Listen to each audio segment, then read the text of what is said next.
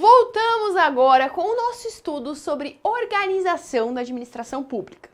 Nós já vimos a diferença de desconcentração e descentralização, e nós vimos também os membros da administração pública indireta, que são autarquias, fundações, empresas públicas e sociedades de economia mista.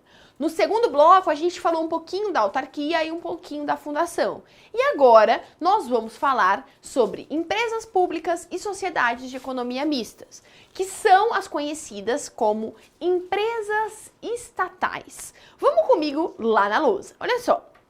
Empresas estatais são pessoas jurídicas de direito privado. Até agora, gente, a gente estava falando de pessoas jurídicas de direito público. Lembrando que quem que é PJ de direito público, tá? PJ de direito público são as autarquias e as fundações públicas de direito público. Agora nós vamos falar de entidades de direito privado, que são as empresas estatais. Essas empresas, elas têm um capital parcialmente ou inteiramente público e elas executam atividades ou tipicamente privadas ou serviços públicos. Ou seja, elas podem exercer um serviço que seja da interesse da população, um serviço público, ou ela pode exercer um serviço privado. Professora, pode uma empresa pública, uma sociedade de economia mista que pertence à administração indireta, exercer um serviço privado? Pode, porém, em casos específicos. De acordo com o artigo 173 da Constituição Federal, só vai exercer uma entidade de administração indireta, só vai exercer serviço de natureza privada se este serviço for necessário aos imperativos da segurança nacional ou relevante ao interesse coletivo. Então, olha só, nós estamos falando de um membro de uma entidade da administração indireta, ou seja, ela faz parte da organização da administração pública, exercendo um serviço que não é público, que é privado. Pode isso? Pode, desde que, de acordo com o artigo 173 da CF, seja necessário para a segurança nacional ou de relevante interesse coletivo. Então vamos lá, vamos falar dessas empresas estatais. Essas empresas estatais, como a gente já viu, pode exercer serviço público, que seria algo, bem mais fácil da gente visualizar, e ela segue, é claro, os princípios do direito público. Só que essas empresas estatais, elas podem exercer atividades de natureza privada, ocasião que elas estão sujeitas ao regime privado. Lembrando que, sempre que uma entidade de administração está sujeita ao regime privado, na verdade não é bem privado, né? Esse regime é meio híbrido. Esse regime é uma misturinha de direito público com direito privado. Quando eu falo de empresas estatais, a gente já vai ver, eu estou falando tanto de empresa pública quanto de sociedade de economia mista. Então, ambas podem exercer atividades de natureza pública ou privada.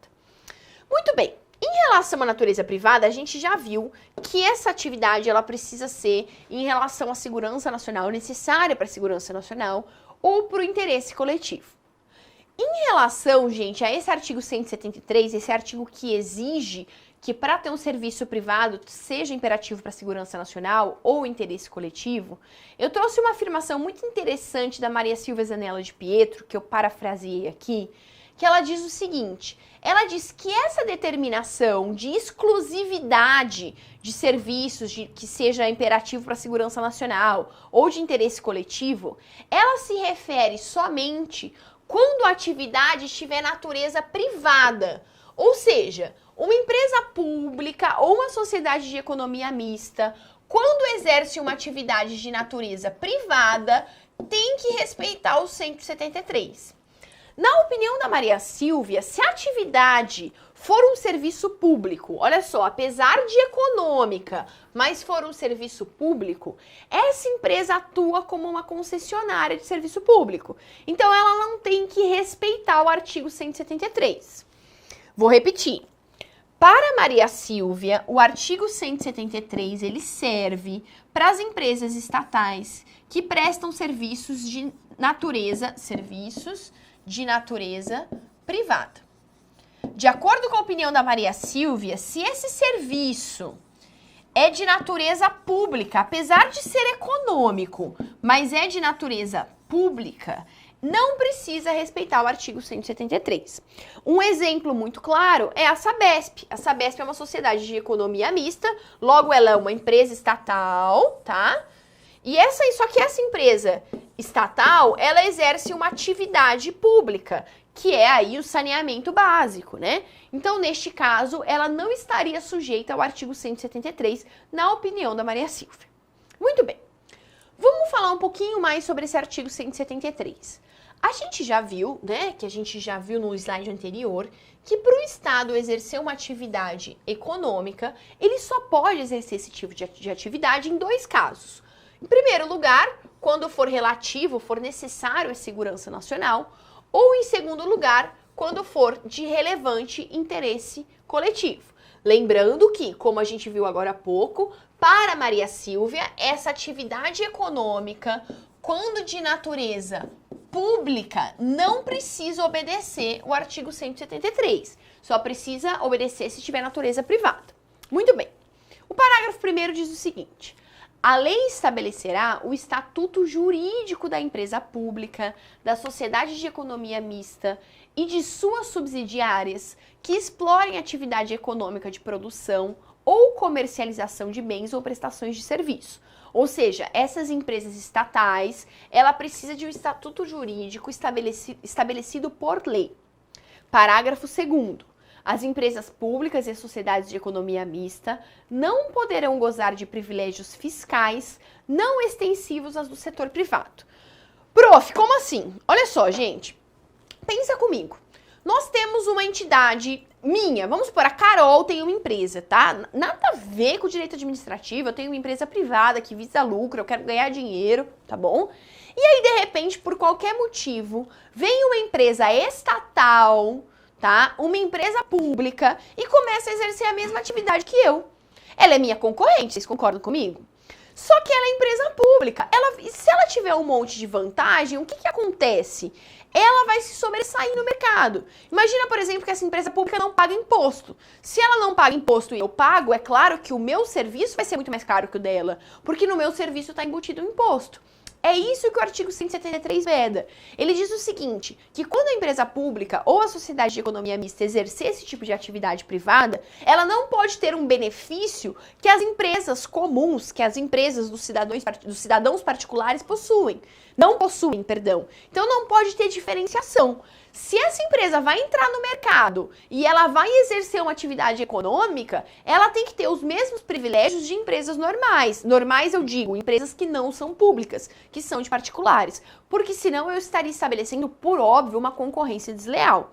Essa é a mens legis do parágrafo 2º do artigo 173. Continuando comigo lá na lousa, vamos lá. Então, artigo 173, parágrafo 1º e 2º. Segundo a autora Fernanda Marinella, quando as empresas estatais exercem serviço público, seu regime será mais público do que privado.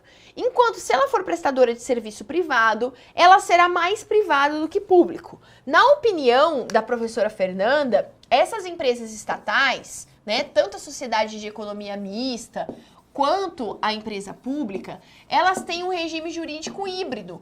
Porque as que forem de regime público, elas têm um toquinho de direito privado. E as que forem de direito privado, têm um toquinho de direito público.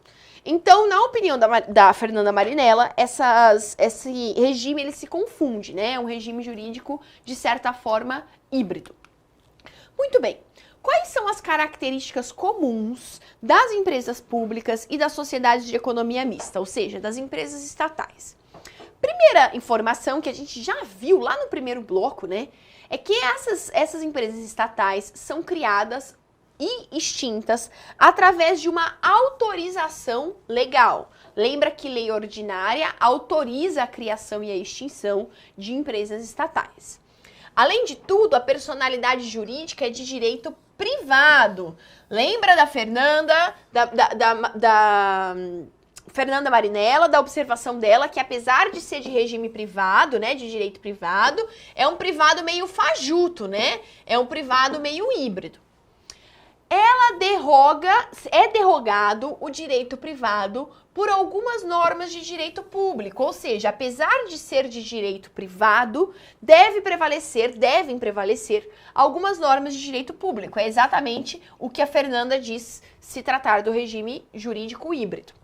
Além de tudo, ela é vinculada aos fins determinados em lei. É claro, né, gente? Apesar dela ser uma empresa estatal, ela ainda é um membro da administração indireta. E lembrando que todos os membros da administração indireta, autarquia, fundação, empresa pública e sociedade de economia mista, são vinculadas à sua finalidade. Também são sujeitas ao controle do Estado. Mais uma vez, elas são membros da administração indireta. E elas desempenham aí uma atividade econômica. Essas são as características similares às empresas públicas e às sociedades de economia mista, conhecidas como empresas estatais. Além de tudo, elas dependem de prévia autorização legal, que indique de forma clara o relevante interesse coletivo ou imperativo da segurança nacional, nos termos do 173. Lembra que a gente leu o artigo 173 da Constituição, que diz que só pode ter atividade econômica se tiver interesse coletivo ou imperativo interesse da segurança nacional? Então, se ela deve preencher esses requisitos, ela deve provar esses requisitos e deve ter uma autorização legal indicando de forma clara o preenchimento desses requisitos. Além disso, ela deve observar regras de transparência e gestão. Ela ainda, lembrando mais uma vez, que apesar de ser uma empresa estatal, ela ainda é um membro da administração indireta. Terão função social de realização do interesse coletivo ou de atendimento a imperativo da segurança nacional, expressa no instrumento de autorização legal para sua criação. Ou seja, a gente já falou que depende de uma autorização legal e, além de tudo, essa autorização tem que estar expressa no instrumento. E ela exige licitação. Mais uma vez, nós estamos falando de um membro da administração indireta, então se eu quero contratar como empresa pública, com uma sociedade de economia mista, se essas empresas estatais precisam de algum serviço, de algum produto, elas precisam licitar. É claro, né, que a própria lei de licitações traz casos de dispensa e inexigibilidade, mas com exceção desses casos, é necessária a licitação. Muito bem, então vamos voltar aqui. Nossa, professora, você falou, hein? Nossa senhora, falou muito. Vamos recapitular tudo que a gente falou? A gente disse, até agora, nós vimos, né, as empresas estatais, que são formadas pelas empresas públicas e sociedade de economia mista. Essas empresas são entidades da administração indireta, mas elas são entidades de direito privado e não de direito público. Lembrando que, apesar de elas serem de direito privado, elas exercem aí, elas recebem algumas limitações do direito público. Justamente por isso que muitos autores dizem que é um regime meia boca e é um regime híbrido. Essas empresas, elas podem prestar serviços públicos ou podem exercer atividades econômicas. Lembrando que, para exercer uma atividade econômica, elas devem respeitar o artigo 173 da Constituição Federal, o que deve, inclusive, estar claro no instrumento e ter autorização legal. Observação importante é a observação da Maria Silvia, que ela diz que a atividade econômica, se ela for de um serviço público, apesar de econômica, não precisa seguir o artigo 173. Mas essa é uma opinião da Maria Silvia, tá? Muito bem, agora que a gente viu todas as características gerais das empresas públicas e das sociedades de economia mista, agora nós vamos ver a diferença, né? Como que eu identifico o que é uma empresa pública, como que eu identifico uma sociedade de economia mista? Professora, você disse até agora que essas entidades são entidades de direito privado, né? Se elas são entidades de direito privado, por que chama empresa pública? Vamos comigo lá na lousa para a gente entender. Olha só, a empresa pública chama empresa pública, apesar de ser de direito privado, porque o capital é público. Por isso que ela ganha o nome de empresa pública. E a sociedade de economia mista ganha o nome de mista porque o capital é misto. Parte do capital é público e parte do capital é privado. Essa é a nossa primeira diferença entre a sociedade de economia mista e a empresa pública. Então, a empresa pública tem capital público, como o próprio nome já diz, e a sociedade de economia mista tem capital misto, parte público e parte privado. A sociedade sociedade de economia mista, obrigatoriamente, deve ser constituída na forma de sociedade anônima, ou seja, toda sociedade de economia mista é uma sociedade anônima, sendo que a empresa pública pode se manifestar em qualquer modalidade, tá? Ela não precisa ser uma SA. Qualquer modalidade de empresa é admissível dentro da empresa pública. A sociedade de economia mista, ela é sempre julgada pela justiça estadual.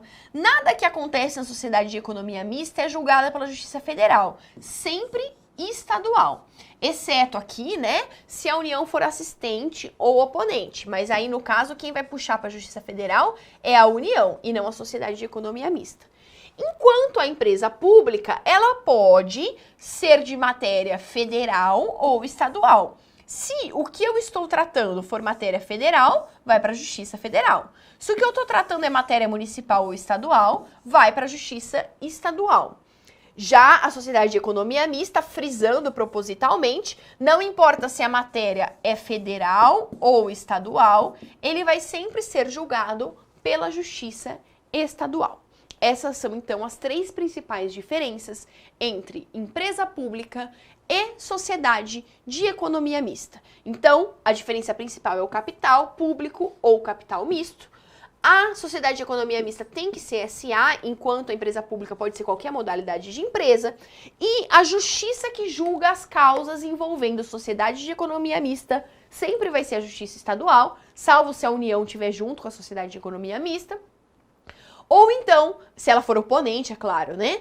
E as empresas públicas, as causas envolvendo as empresas públicas, podem ser julgadas pela Justiça Federal ou pela Justiça Estadual.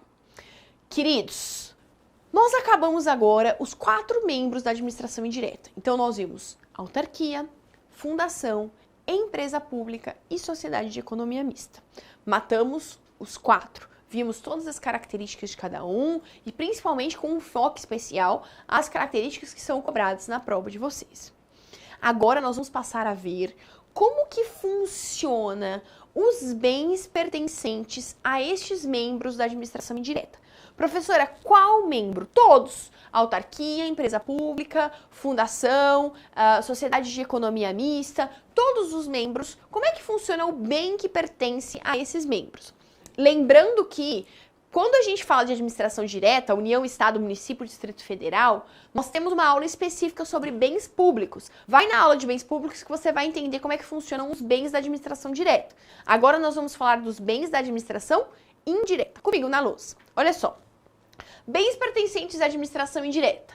Os bens das autarquias e fundações públicas são considerados bens públicos. Afinal, a autarquia e fundação pública de direito público, elas seguem o regime jurídico público, de forma que os bens são públicos. Ah, professora, o que significa um bem ser público? O que eu ganho com um bem sendo público? Você vai lá na aula de bens públicos e vai entender quais são as prerrogativas de um bem público. Os bens das demais entidades, ou seja, empresa pública, sociedade de economia mista, são bens privados, mas eles ganham as características de bens públicos, eles ganham as prerrogativas de bem público quando eles são afetados ao serviço público. Ou seja, o bem de uma empresa pública, de uma sociedade de economia mista, quando utilizado para serviço público, ele ganha as prerrogativas dos bens públicos. Professora, quais são as prerrogativas dos bens públicos? Tá lá na aula de bens públicos, né? Então, inalienáveis, imprescritíveis, etc. Por que isso, gente? Porque nós temos um princípio que chama princípio da continuidade do serviço público. O serviço público não pode parar. Então, se a sociedade de economia mista está me devendo e eu, para receber a minha dívida, vou lá e pego um bem da sociedade de economia mista, esse bem, se ele é afetado ao serviço público, ou seja, se ele é usado para o serviço público para. E se o serviço público para, eu estou ferindo um princípio, que é o princípio da continuidade do serviço público. Justamente por isso que os bens das empresas públicas e das sociedades de economia mista são bens particulares, logo eles podem ser penhorados, alienados, pode fazer o que quiser com o bem, desde que ele não esteja afetado, vinculado a um serviço público. Porque se ele estiver vinculado a um serviço público, eu não posso pegar esse bem. Queridos, terminamos agora as entidades da administração indireta, certo? Nós acabamos, vamos passar uma régua neste assunto, tá? Nós já vimos um por um, autarquia, fundação, empresa pública, sociedade, economia mista, vimos as características de todos. Eu sei que é uma aula compridinha, uma aula cansativa. Se você não tiver entendido alguma coisa, manda pergunta. Se você ficou com alguma dúvida, fala, nossa, eu precisava ouvir isso aí de novo, volta à aula, assiste de novo, porque agora esse assunto nós não vamos falar mais de autarquia, empresa pública, sociedade de economia mista, nem de fundação. Agora nós vamos falar de uma outra forma de serviço público, de uma outra forma da administração se organizar, tá? De uma outra forma da administração prestar um bom serviço, que são algumas formas, como por exemplo o consórcio público e as entidades paraestatais. Nós vamos ver em primeiro lugar agora os consórcios públicos. Vocês vão entender por que o consórcio público é uma forma da administração pública se organizar para melhor prestar o serviço público. Comigo lá na lousa. Consórcio público, então trocamos o nosso assunto. Nós vamos falar agora de consórcio público. O consórcio público é um contrato firmado entre os entes federados que possuírem idênticos objetivos para ocorrer a gestão associada de serviços públicos. Visa viabilizar a gestão conjunta de determinadas ações de interesse público que possuam proveito comum para diferentes entes federados. Imaginem o seguinte, imaginem que um determinado serviço é essencial para a cidade de Porto Alegre. Este mesmo serviço também é muito importante para o estado do Rio Grande do Sul. O que faz a cidade de Porto Alegre e o estado do Rio Grande do Sul? Ambos se juntam e formam um consórcio. O que é um consórcio? É o meio dos dois juntos de uma gestão conjunta praticarem uma ação de interesse público que sirva para um proveito comum, ou seja, para o proveito da cidade de Porto Alegre e para o proveito do estado do Rio Grande do Sul. Pode ter consórcio entre todos os entes? Pode ter um consórcio, por exemplo, da União com o Estado, pode ter um consórcio, por exemplo, do Estado com o município, podem os entes federados se consorciarem. Só tem uma observação muito importante. A União, ela só participa de consórcios públicos em que também sejam partes os estados em que ela está consorciando com o município. Então, por exemplo, se a União vai fazer um consórcio com o município de Ribeirão Preto, que é um município no estado de São Paulo, deve fazer parte desse consórcio também o estado de São Paulo. Então, a União faz consórcio com o município? Sim, mas para esse consórcio deve também fazer parte o estado do território em que o município consorciado fizer parte, tá bom? Essa é uma observação importante que costuma cair em concursos. Só retornando um pouquinho, o consórcio está previsto na Lei 11.107 de 2005, é uma lei bem importante. Quais são os requisitos do consórcio? Como que eu faço um consórcio? Em primeiro lugar, tem que ter um protocolo de intenções, um protocolo que é assinado por todos os entes consorciados.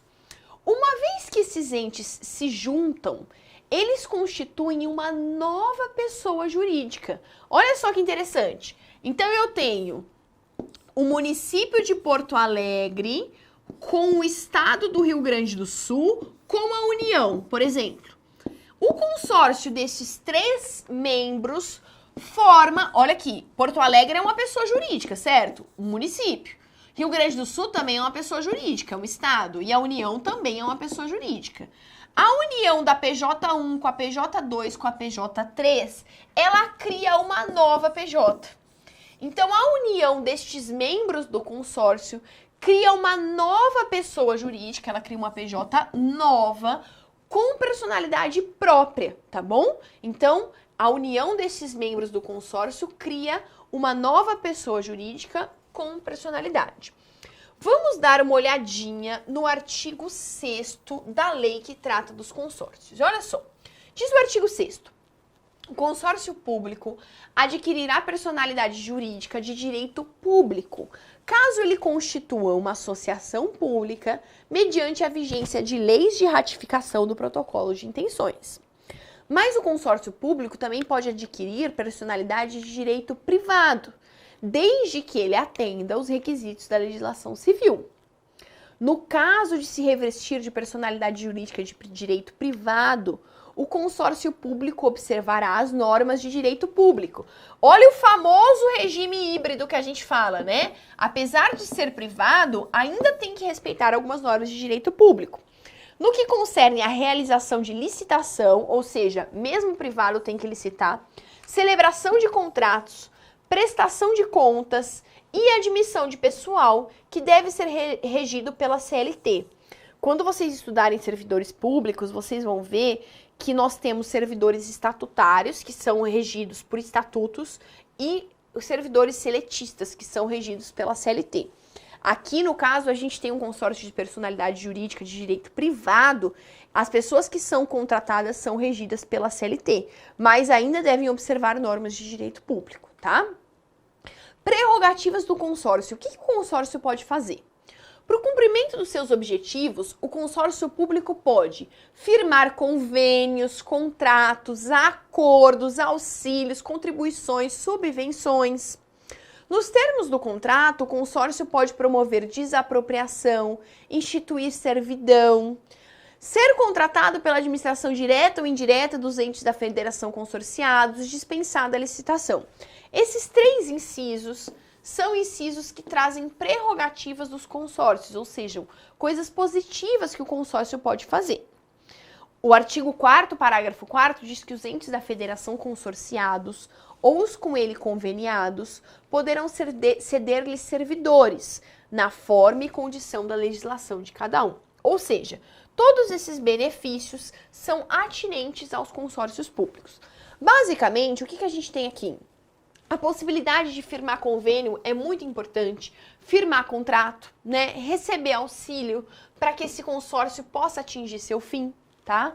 É muito interessante que o consórcio não precise passar por uma licitação se ele quiser ser contratado pela administração direta ou indireta, tá? Então são todos benefícios, pode receber servidor público, são todos benefícios que os consórcios possuem, estão todos na lei respectiva. Muito bem, meus queridos, esse foi o consórcio público. Não vai me confundir, hein? Nós vimos entidades da administração indireta, que são autarquia, empresa pública, sociedade de economia mista e fundação. São as 4 entidades da administração indireta. E nós vimos depois os consórcios públicos. O que são os consórcios públicos? É mais uma forma da administração pública se organizar. Então, eu tenho lá alguma coisa que é do interesse de Belo Horizonte e é do interesse do estado de Minas Gerais. Vamos juntar, né? Vamos juntar o município de BH com o estado de Minas e juntos vamos procurar executar aquele serviço. Isso é um consórcio público. O consórcio público também é uma forma de organização da administração pública. Muito bem, finalmente, né? Que aula comprida, né, professora? Essa aula é grandinha mesmo. Nós vimos os membros da administração indireta, nós vimos consórcios públicos e nós encerramos por aqui a nossa aula sobre organização da administração pública. Já sabe, qualquer dúvida, manda uma mensagem pra gente, Facebook Carol Pastre, ou manda uma mensagem pra PCI, que nós vamos ficar felizes em responder as suas dúvidas. Eu espero que você tenha aproveitado a aula e a gente se vê na próxima. Tchau, tchau!